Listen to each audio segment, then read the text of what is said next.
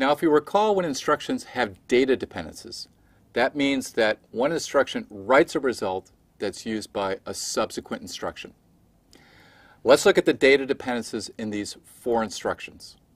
We have a data dependence between the add and the not involving R1. The add writes R1 while the not subsequently reads that value. We also have a data dependence involving R5 in the 3rd and 4th instructions.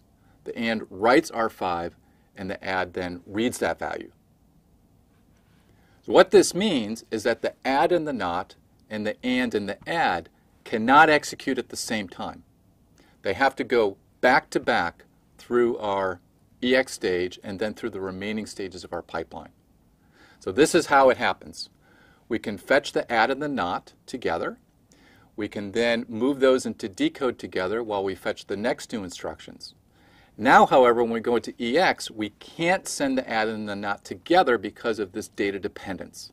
We first send the add instruction, and then in the next cycle, when we're able to bypass R1 back to EX, we then send the not instruction.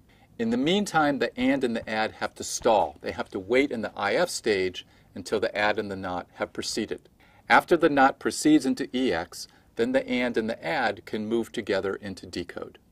However, because of the data dependence with R5, we have to send those also serially through the remaining pipeline stages. First, the AND moves into EX. Then when it moves into the MEM stage, we're able to bypass R5 to the add as it moves into EX. And then those instructions move serially through the remaining pipeline stages. Now, a smart compiler can help us in this situation.